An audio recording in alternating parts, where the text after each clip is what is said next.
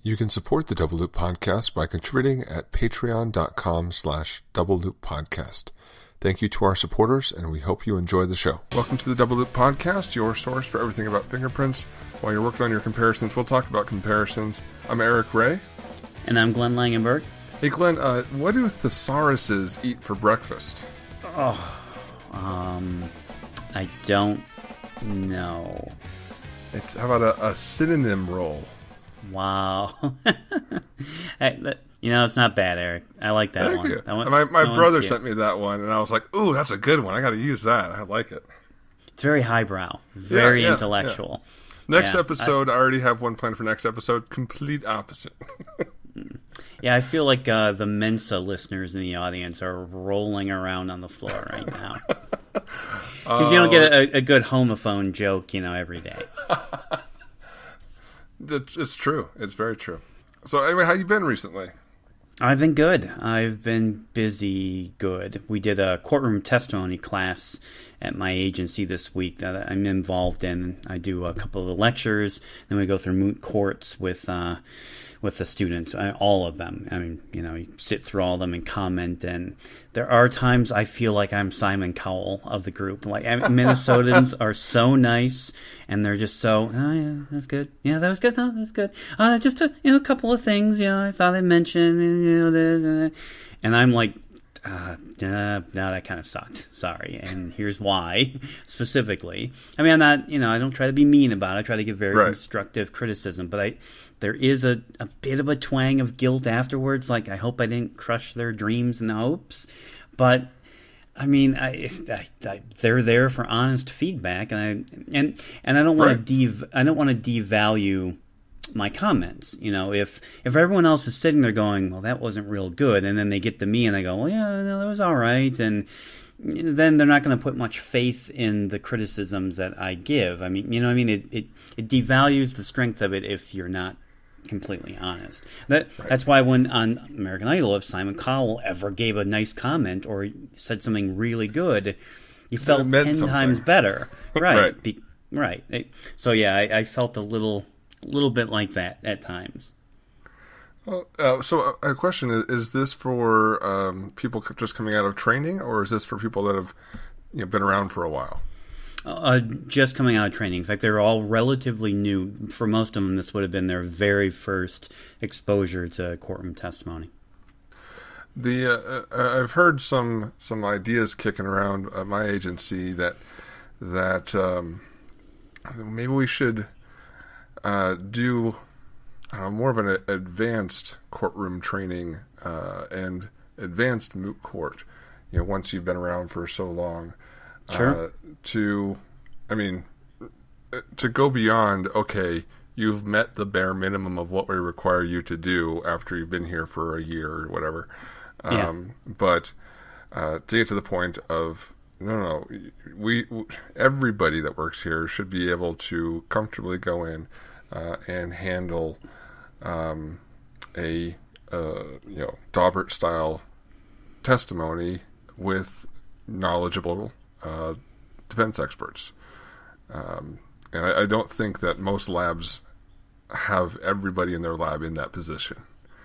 No, I agree. I know that, our DNA lab, for example, actually does a fantastic job of that. And many of them are prepared for Daubert hearings, whereas I think some other labs I'm familiar with probably not as much. And I agree, Eric. That's something that a lot of times they just get the basic blessing and they're off and running, but they don't really have some of the follow-up, or they're expected to go and get that externally in external courses. But I agree, the in-depth.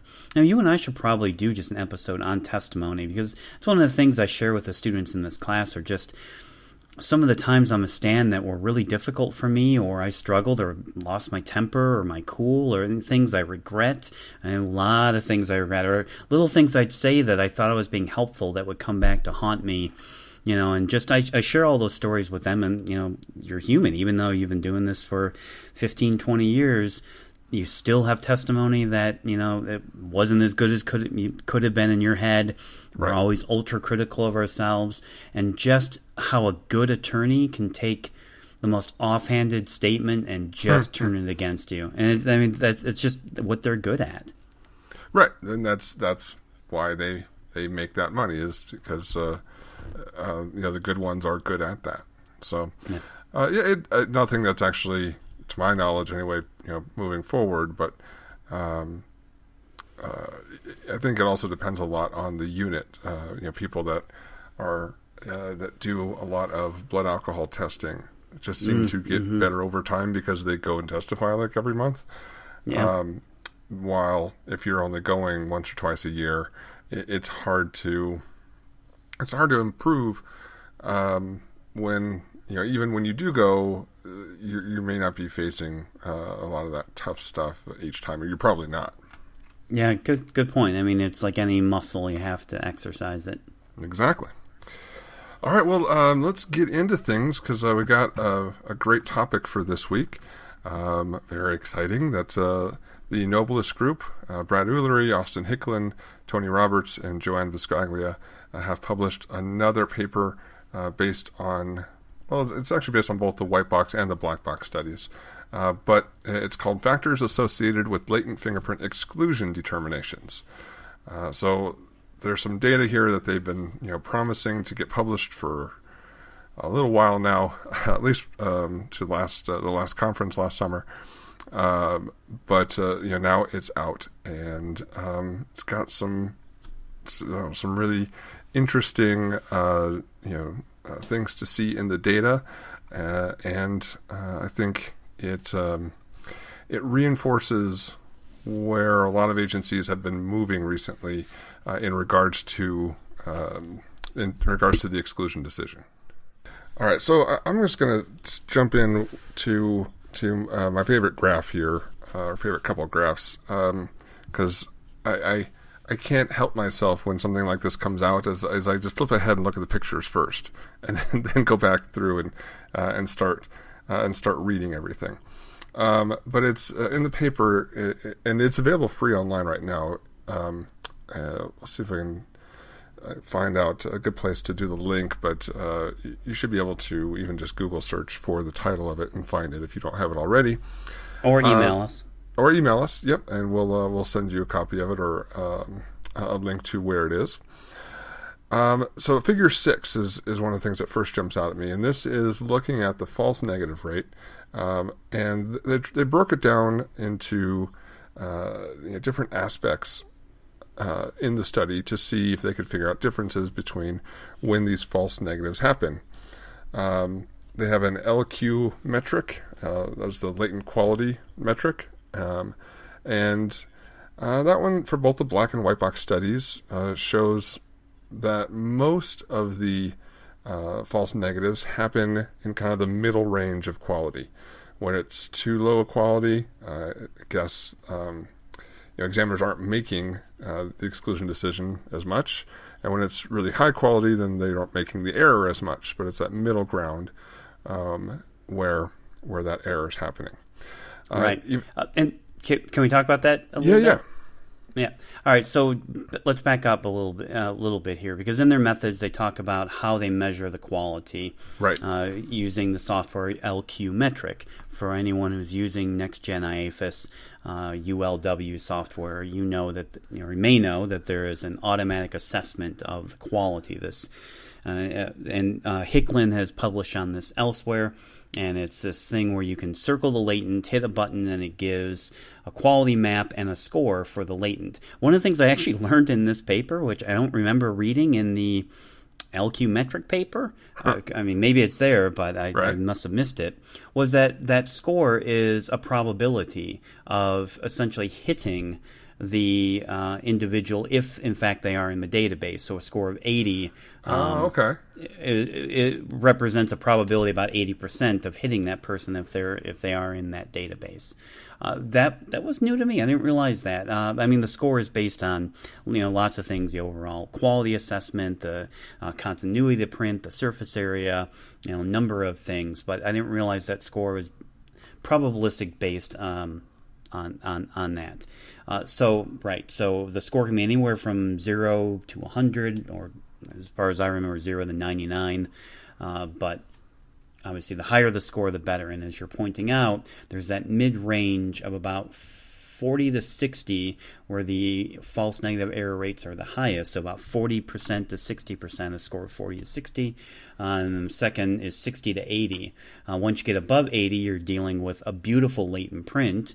So no one's making erroneous exclusions on those. And then from 0 to 20, they tend to be no value, so no one's even doing anything with those.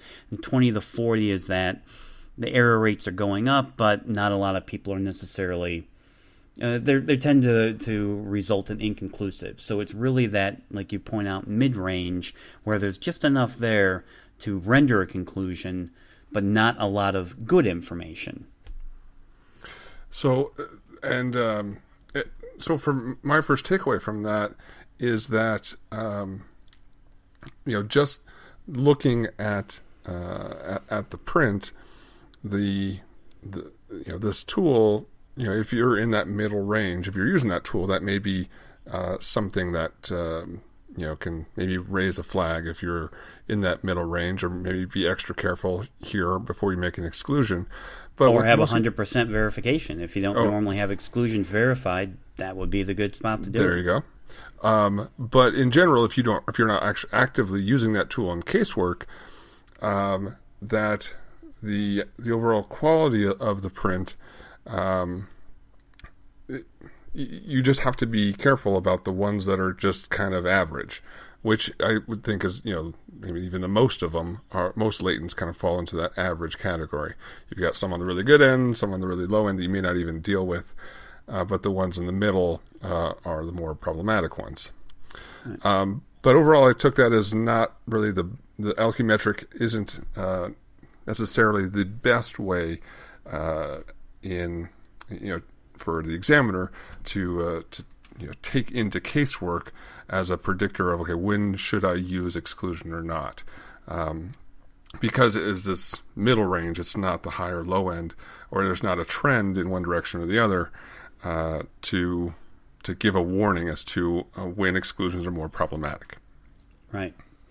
Along those lines, they looked at the median number of minutia as well. Yes. So, instead of quality, now we turn towards quantity, and a very similar trend that when there were very few minutia, 0 to 3, there were a handful of errors, and when there were 16 or more minutia, handful of errors, but right in that mid-range, about 4 to 11 minutia, is when the error rate was highest, and that mirrored pretty much along with quality. So again, it's those marginal latent prints that cross the threshold of value, but not by a lot.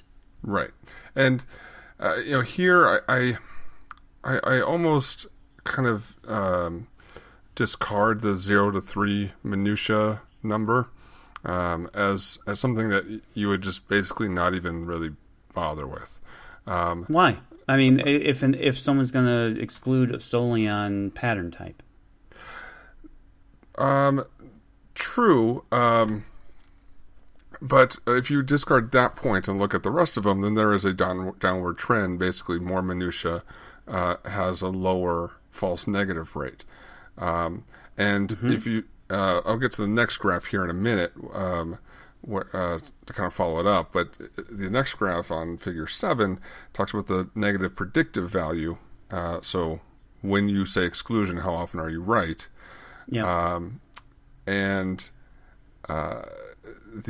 That there is a pretty dramatic trend there looking at the number of minutia. So I would say looking at both those graphs together, that that number of minutia, or just minutia in general, having more helps with accuracy for exclusions, and does so more so than the quality metric.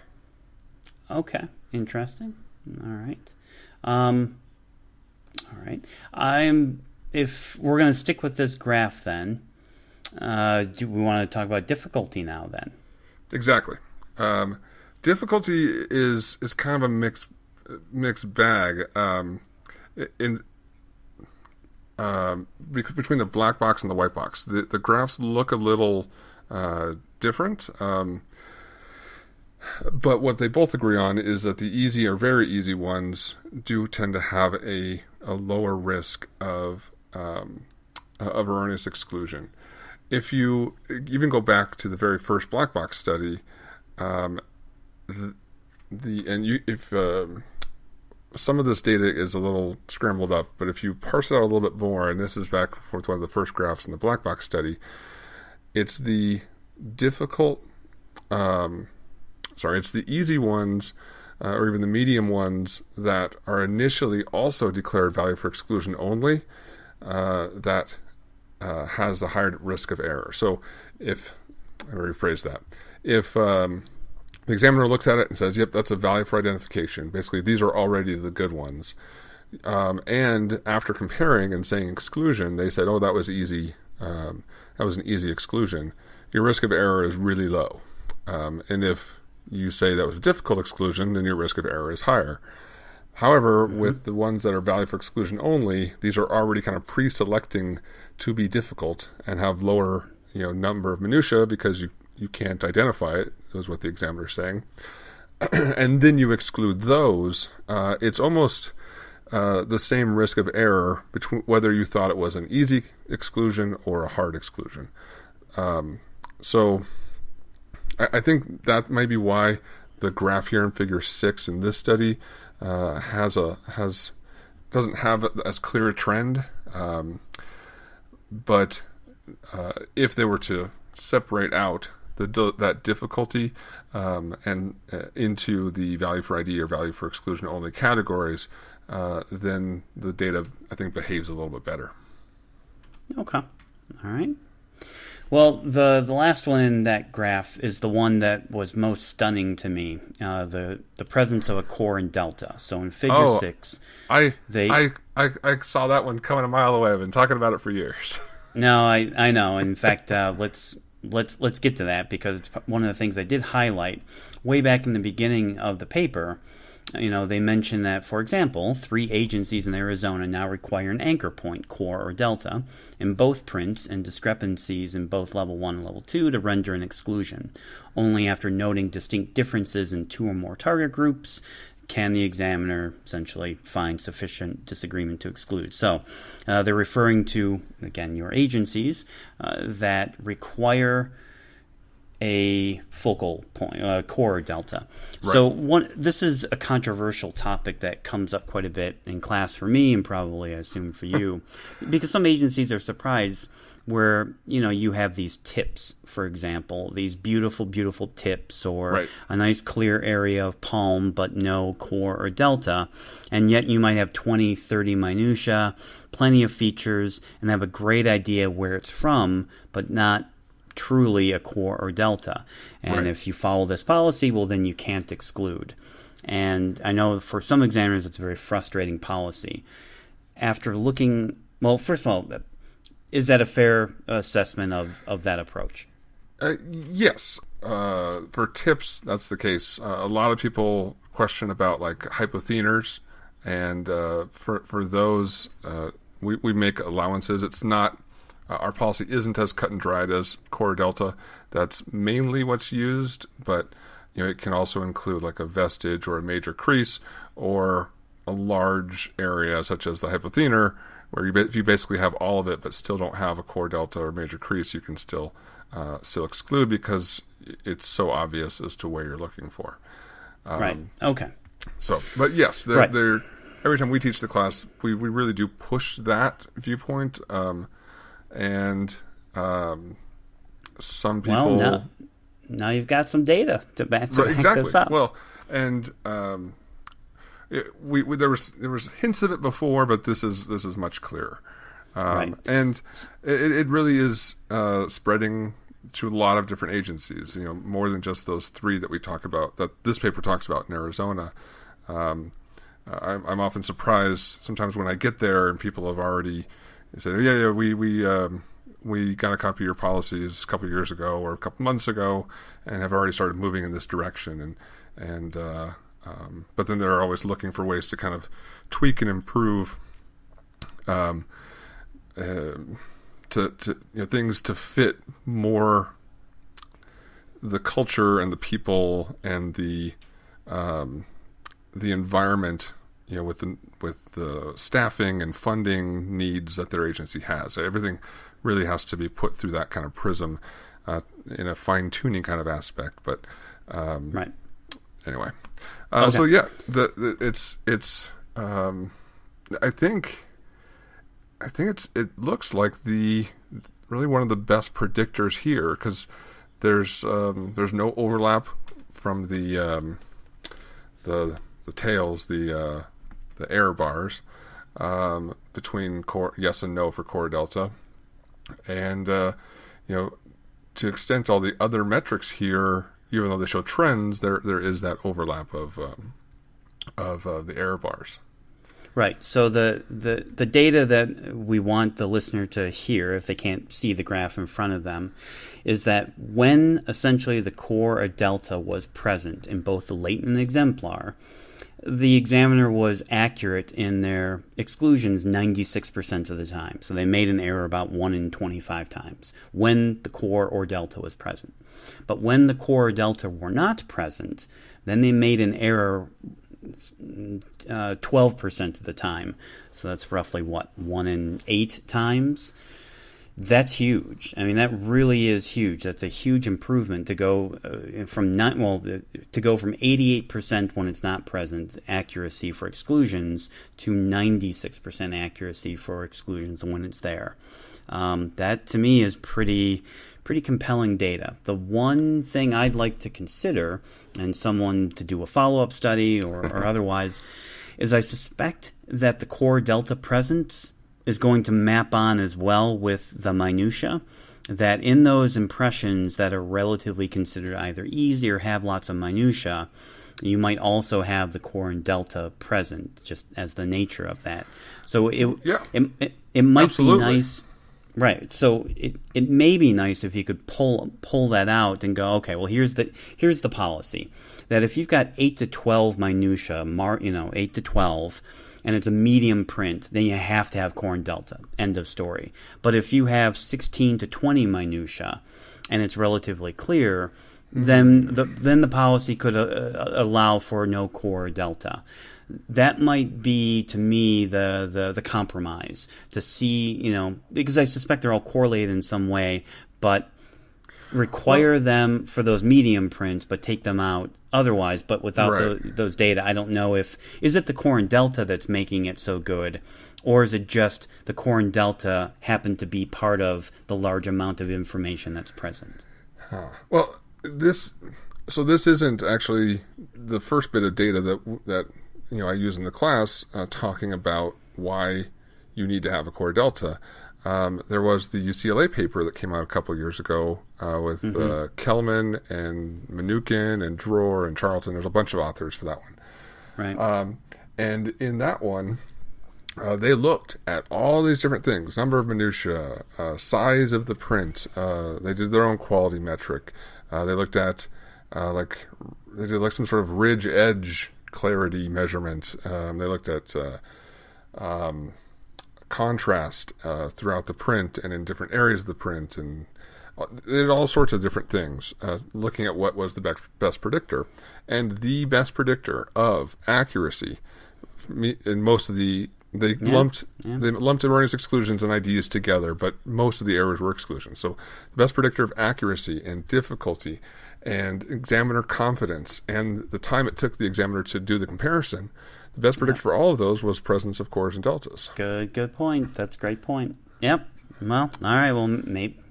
Yeah, I guess in face of those two, that's a very, very valid point.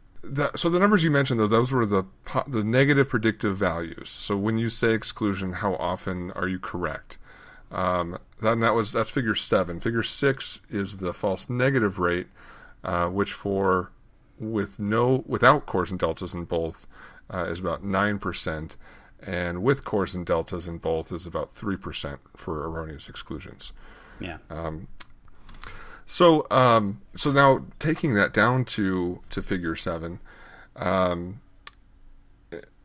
looking again at the median analysis minutia, the number of minutia, this actually looks a whole lot clearer looking at just the white box data, with 16 plus minutia being up at 96%, 12 to 15, 95, 8 to 11 at 92, 4 to 7 is the big drop off down to 86, and then 0 to 3 minutia down at 75.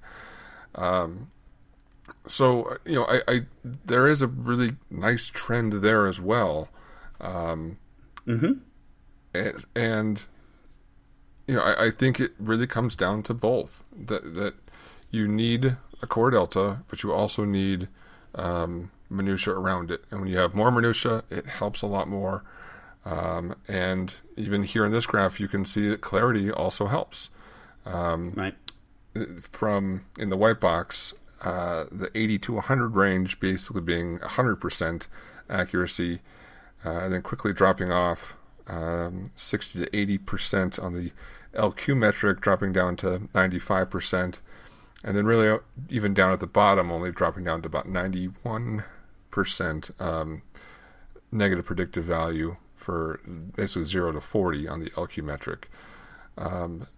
So there is a pretty good trend there as well, which is why okay, these are all great numbers, but how do you translate this into a system that the examiner can use during comparison that will A, help decrease errors, B, improve consistency between different examiners about the conclusion that they reach, exclusion or inconclusive, and provide this kind of basis for comparison be easily convertible into some sort of policy that you can write down, where you can have a somewhat straightforward rule that that can be implemented and improve all these things, which is why I strongly believe that if with exclusion, again, it's hard to look at these different things. So you find the thing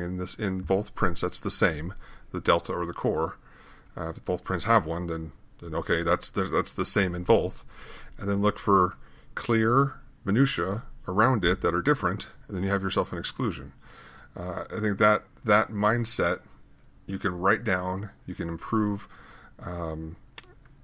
consistency between examiners, and it hits all these things. It hits the core and delta, the number of minutia, and the LQ metric, which is all listed here. But I think that the anchor to that whole system is that presence of a core delta.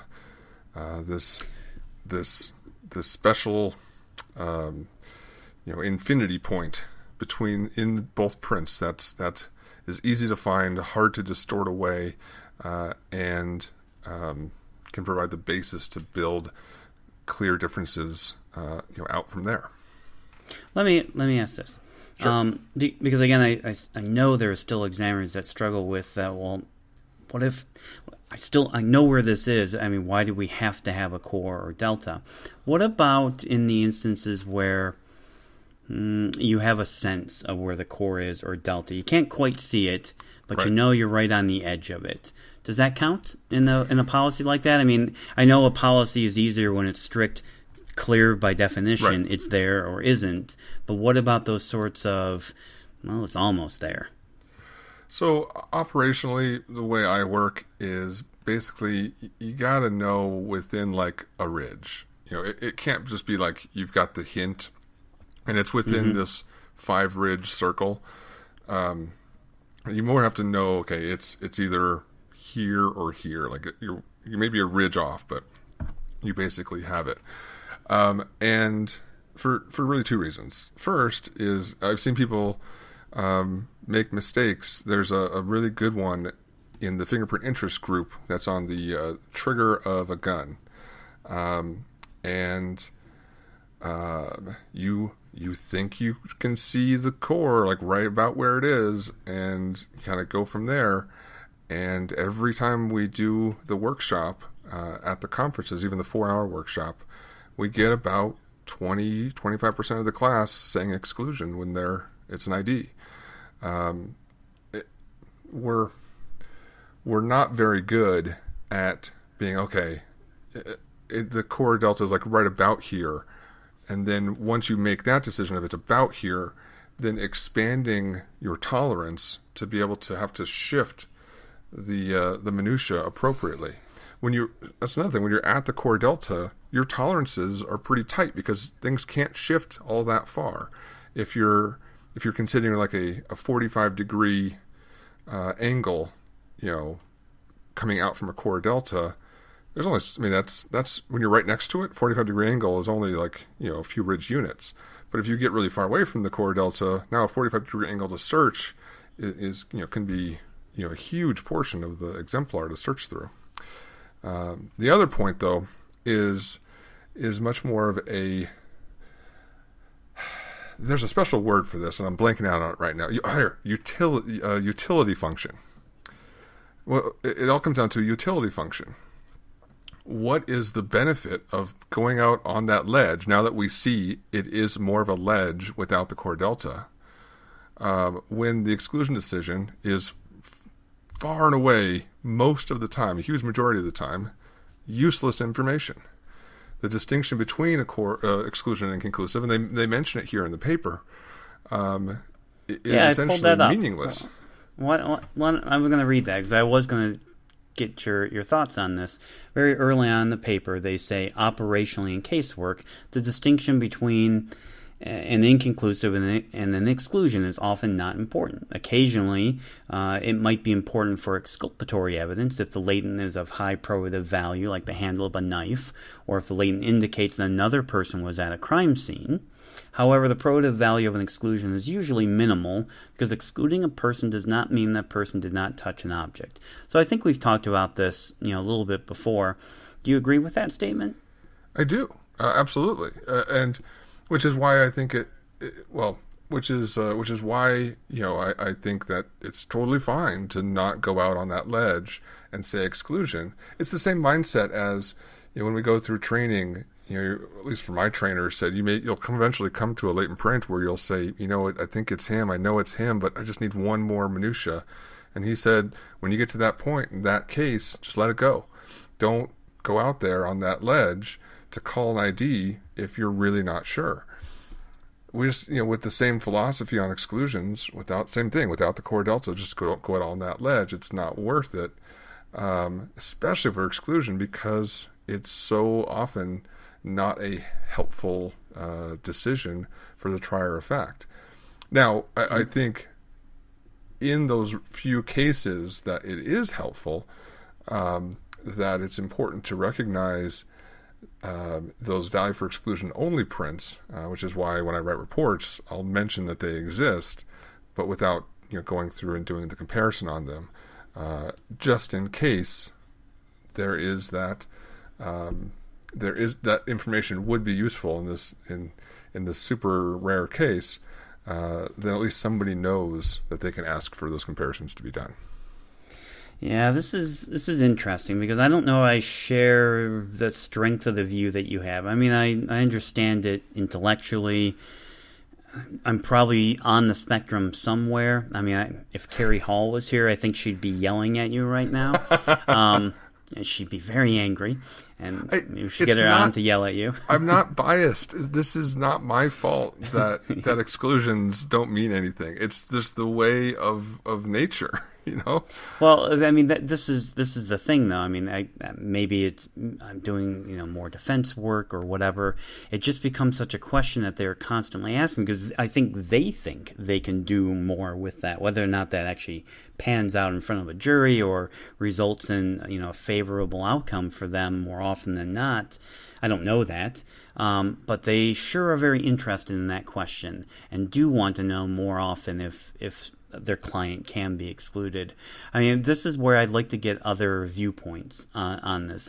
Not that I'm dismissing yours. I'm just saying that I suspect that this utility function is being shaped by the actor in the criminal justice system, that the defendant, the juror, the defense attorney, are all going to have a different idea of the usefulness of that conclusion. And I personally do believe that as a discipline, we should probably poll those other people and get more feedback from them? Is it useful? If they all come back and go, no, it doesn't mean anything to us. Well, okay.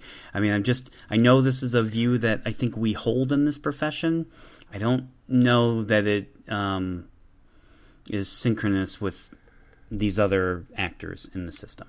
But I think on the other hand, though, you have to weigh. Okay, if you go to the defense community and say, hey, do you want us to be more generous and say exclusion more often?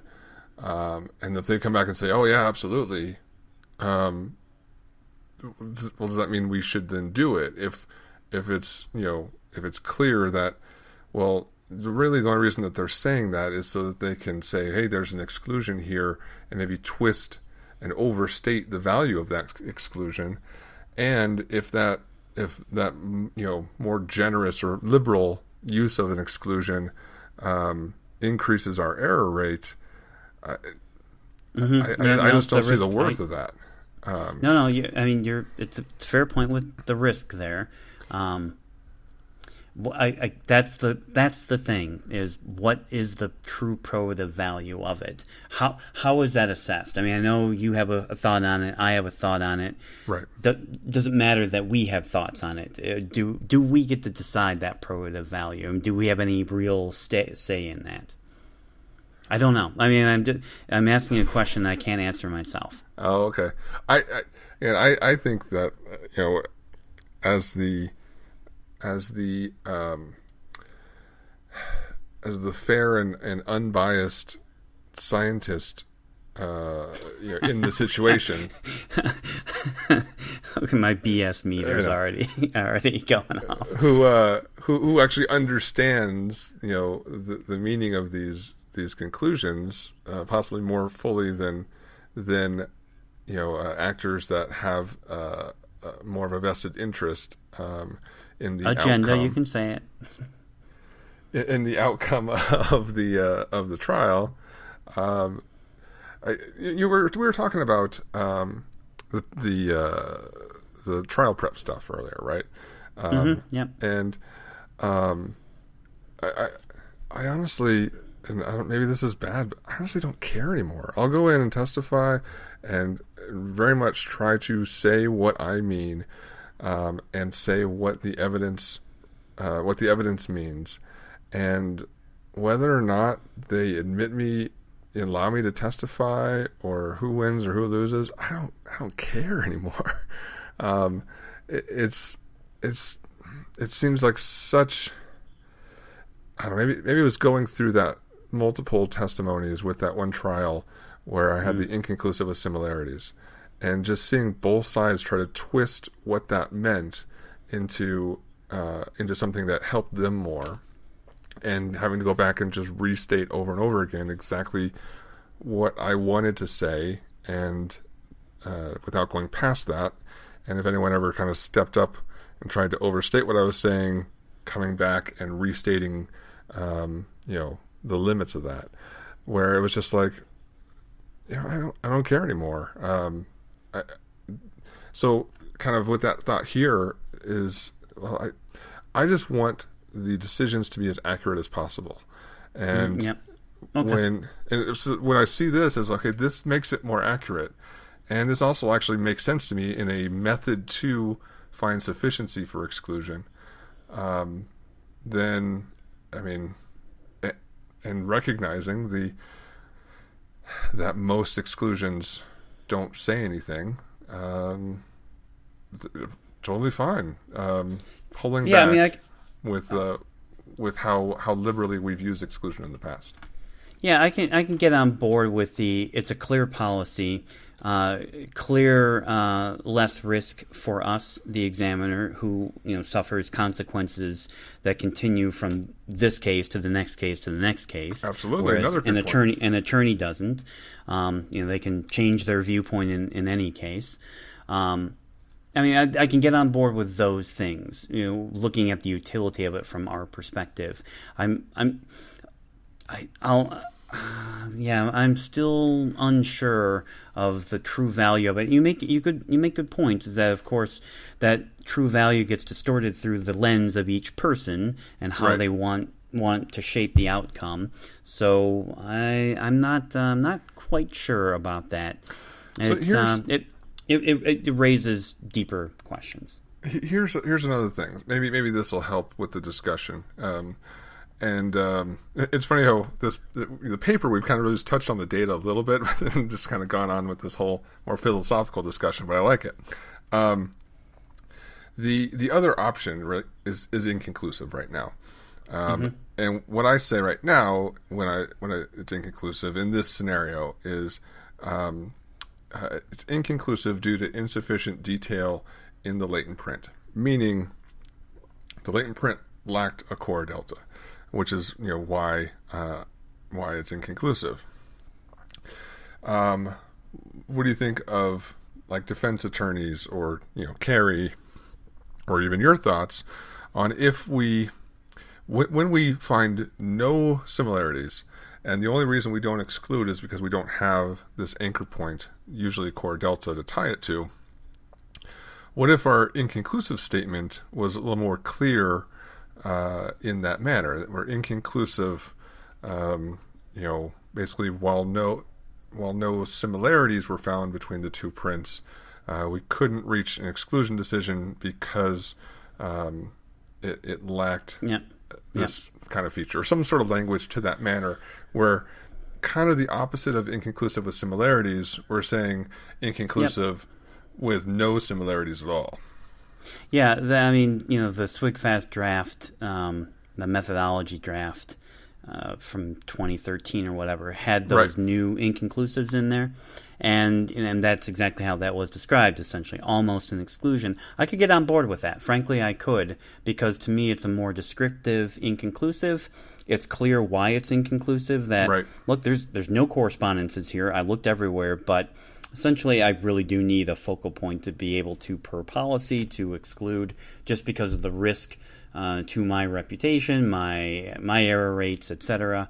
It's not worth that risk. So that's why I'm saying inconclusive, almost an exclusion. And that's why I really try to look for those opportunities. Is if people are like, well, I don't know, I don't want to have this, need a core delta to exclude. Like, well, okay, hold on. That's because your other option is inconclusive, or like for the FBI back in the day, your other option was saying it was no value, and that wasn't going to work at all. So, because there's plenty of prints of value that don't have a core delta. So let's work on changing those things. Let's recognize that there may be some value in this policy for exclusions, but focus on, well, what's our other option then? And maybe that can find the better way. Same thing with people that say, oh, it just takes too long to verify exclusions, that's why we don't verify all of them. Okay, hold on. Let's recognize that verifying exclusions is a good thing, and just find a better way, an easier way, a faster way to do it. Instead of just saying, oh, yeah, we're just not even going to bother with that. Life is rarely, a one or the other, black or white choice. Once we, if we can see that something's worth it, then it's just a matter of finding the way to get there. And there's always a way. There's always a way. Yeah. Okay. Well, I can get on board with that, as opposed to, well, why risk an exclusion because it doesn't matter in the case. Well, on the other hand, if it's not congruous with the weight of the evidence and there is enough there to exclude, and there are no similarities and only differences, then it seems to me we should be excluding when possible. Yeah. But how are we going to decide? Like, where how do you separate that line? If someone can find a better way to draw the line to separate exclusion versus inconclusive, I'm all ears. But I've never found another better way to have that separation. Yeah, sure. Except, the fact that there are no similarities would suggest, okay, in the place where there should be, if they were from the same source, there are none. That's an exclusion. It seems obvious in that case. I think it gets harder when you're not sure if you're looking in the right spot. Yeah, but examiners aren't, I think the data's out there, the examiners aren't good at knowing when they're not looking in the right spot. Correct. Yeah. So the best way of knowing you're looking in the right spot is going back to a singularity in the ridge flow. But yeah, except when they've got it oriented wrong, then you have core and delta, and they're still... I mean, that's the thing with the black box, white box studies, is that in all these cases, they were oriented in the proper way. We see that in comparisons... Well, in black box, not white box. Because it wasn't there... there's at least one example in the white box study where one of the erroneous exclusions was because the orientation was wrong. So I'm not sure if the examiner messed it up or what, but at least orientation was questionable in the white box. But black box, you're right, orientation was already given to you. All right, well, all right.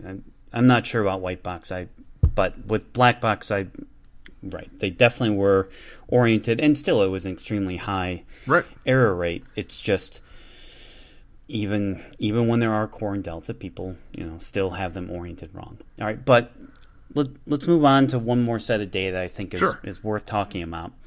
And the one that I really liked was the idea that people were excluding when there were a significant number of corresponding features. In fact, the line I have highlighted is all of the exclusions with 9 or more corresponding minutiae marked, and there were 8 of these cases. So 8 times there were 9 or more corresponding minutiae. All of those exclusions were erroneous. So they had 9 or more corresponding minutiae, and they said, no, this is an exclusion. Well, those were all wrong. And 3 of those false negatives actually had 15 to 17 corresponding minutiae. So this, to me, is an amazing misunderstanding of when exclusion would be appropriate. Absolutely. Because when you've got that much correspondence, it seems you have to drop to inconclusive, not to an exclusion when you've got that many corresponding features. Even if you perceive some differences, you still have a significant number of correspondences. 15 to 17 corresponding minutiae, if they're intolerance. I mean, even this is what I like. If you drop down a little lower in the paper, it says, we're looking at all the reasons for exclusions and erroneous exclusions, and they highlight that there was an inappropriate use of the one discrepancy rule.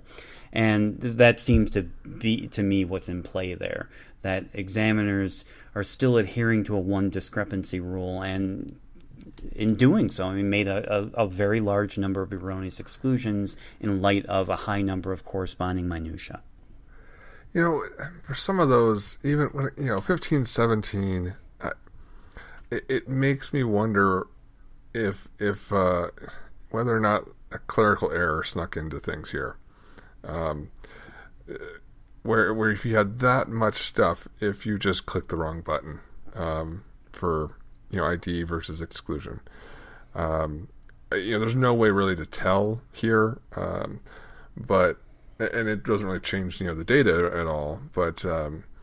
I totally agree with you about the one discrepancy rule, and I think that's still out there. And examiners are still thinking that in their head in some cases. But I don't know. Just made me wonder with that many corresponding minutiae if someone just maybe clicked the wrong button.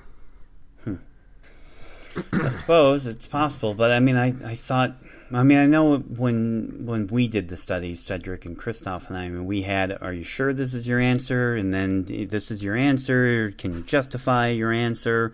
So it wasn't just a single button next case. We had several things in place, and I didn't take the white box study, so I don't know what controls. Same kind of thing, but I don't know. Either it has to be either someone just clicked the wrong button and then didn't pay attention to all the safety guards in there, or like you're saying, that one discrepancy. The one discrepancy rule was just used incorrectly. Right. Well, not just used incorrectly, but it's highlighting the problem with it. And it's, in fact, actually really good data that show, and this is where statistics are so great, because you've got that many corresponding features, it would suggest they're going to be from the same source, unless you can show they're out of tolerance, which again a statistical model will highlight that by showing features out of tolerance and that they're actually not in correspondence. In fact, that phrase right there, corresponding minutia, what's not in play there is the measurement of tolerance. Right. Yeah, does the examiner look at those 15 and in their mind only 10 of them are actually in tolerance, whereas you or I might look at them and go, well, these 15 are totally in tolerance. Right. Or do they get to that 15 and then all of a sudden they found one or two that they saw as not matching, right? And then they use that to kind of overwhelm all the ones that did match to reach the error. Right. Anyway, I thought that was pretty fascinating too. So absolutely.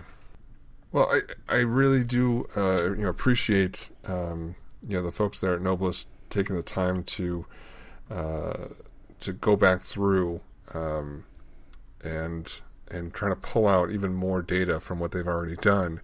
I know they didn't initially design these studies looking at exclusion, but I'm glad that they were able to pull some stuff out and publish it, because I really do see the value of data.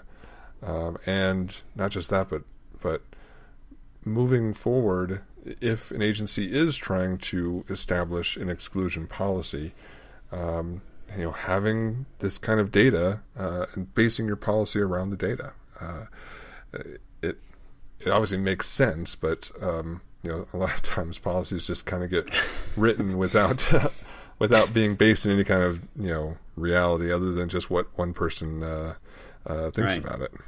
Right. No, I agree. This is a great fodder for creating those policies, and it needs to be done. I have to say this too. I mean, give props yet again to the Noblest and FBI.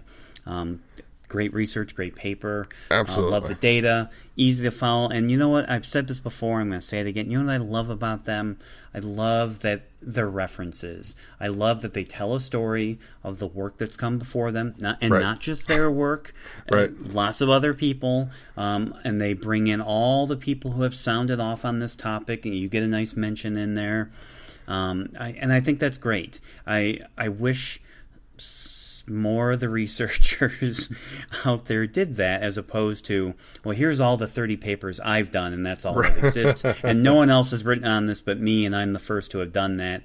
They never do that. They're so inclusive of everyone and tell the story with all the references and all the previous data, and I think they reference possibly everything they could have associated with this topic and related data. I love that about them. Right. There's one more thing I forgot about that I want to discuss before we end it. I know we're getting long here, but there was one thing I was actually kind of disappointed that they left out, and that's if you go back to one of the other white box studies. We've mentioned this before. I know where you're going with this. Is that the minutia, adding, deleting, and moving minutia is a excellent predictor for erroneous exclusions. The difference between in mated comparisons, the clear difference between the correct identifications and the erroneous exclusions is that the correct identifications had way more minutia. Menudo. Way more minutia. Oh my goodness. Way more minutia added, deleted, and moved. And the erroneous exclusions, they didn't add any minutia. They didn't move as many minutia. They didn't delete as many minutia.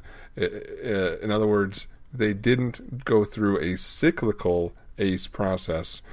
Ouch. Wow. And they only did more of a linear ACE process, and that resulted in more erroneous exclusions. They mentioned briefly here about moving, adding, and deleting minutia. However, they kind of missed the point here. They saw adding minutia and deleting minutia happened more on false negatives than on true negatives. With the implication being that adding minutia would tend to cause false negatives as opposed to true negatives. However, you can't directly really compare the two because the false negatives are mates and the true negatives are non-mates. What they really should have compared is the false negatives to the true positives, where you really do see this clear difference between and the effect of adding, moving, and deleting. Any thoughts to follow up on that? Well, no, I read the part in there about the movement, and I remember. That's why I wasn't surprised where you were going with this when you brought it up. I remember having this discussion, and I'm still a little bit on the fence about this issue. So I'm just gonna defer to the comment that you said, and it's a fair point that the examiner's engagement in changing minutia does appear to make them more accurate with their exclusion and identification decisions. But when they do make errors, particularly the erroneous identifications... Only the one, but yes, the one erroneous ID. In theirs, but in Cedric's and our study, in multiple instances, there were so many additional movements and changes and crazy minutia that were added to make the ID when it wasn't an ID. So I'm still go back to what I said. I think on that podcast where we discussed that is that it does have this beneficial effect that you're pointing out. On the other hand, when it goes wrong bad. Yes. Where you basically you have to move and you have to reanalyze and reconsider minutia placement and maybe move some around or add some or delete some to look at the latent print in different ways so that you can find it in the exemplar if there's some distortion that makes the two look different. But you can't get to the point where you're if-thinning your way through the print. That is a fine line that takes some skill to navigate, but you have to somehow find that fine line in order to be effective on both decisions. But see, okay, so now here's the thing. Maybe people like you are better at that than other examiners. Right. I mean, this isn't a compliment. I'm just maybe people like you are better, and that for most examiners, it's risky behavior. Risky, just like making exclusion decisions without a core or a delta. My point being is, for some, they might be better at it. So those who aren't, the average examiner, maybe it is riskier behavior for them. And I don't know if people can be trained to walk that line as finely as perhaps you do or others like you do. How about this then? How about if you mark it up in analysis, you do your comparison, and you don't find it, then you move some of the minutia around and consider, okay, maybe this bifurcation is an ending, maybe these 2 points are just straight ridges, so you take those out, and you try it again, and that's a better way to add, move, and delete minutia versus you have your initial markup, you think you find it, and then you spend the rest of your comparison moving things around between the two to fit, and that's a bad way to add, move, and delete. I see. So what you're suggesting is the changes to allow for tolerance in the searching aspect. And you've talked about that before. You have to envision different iterations. You have to envision all the possibilities. You have to look at where features are in their arrangements, but then imagine alternative configurations that are in tolerance with those. Right.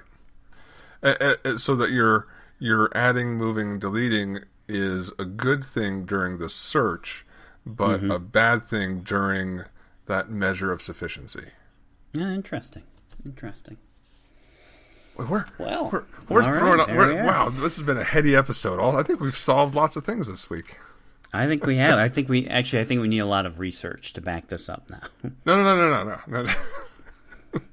Just take our word for it. Okay. No, I'm kidding. Yeah, it would be. It would take some time to figure out exactly how to parse all this out in research, but it would definitely be worth it. So, all right. Well, Glenn, I just want to mention real quick, if anyone's going to be down in the Texas area, I'm going to be teaching exclusionology class from June 12th to the 14th in Austin, and I'll be in Alaska later this year, but I'm pretty sure that's just going to be for people up in Alaska. I'm not sure how many people are going to want to make the trip all the way up there who live in the lower 48. But do you have any classes you want to mention? Yeah, I'm still teaching an exclusion course in Michigan, in the Detroit area, from October 2nd through the 6th. And if people are interested, I'm teaching a course with John Black. Go to ronsmithandassociates.com, and you can register for the course there. And obviously, many of these topics we talked about tonight will be part of the course and in the practicals. Absolutely. All right, so email us with any questions, eric@rayforensics.com or glenn@eliteforensicservices.com. Listen to us every week on Stitcher, SoundCloud, or on iTunes, and we'll talk to you guys next time. Bye, everybody. Have a good week.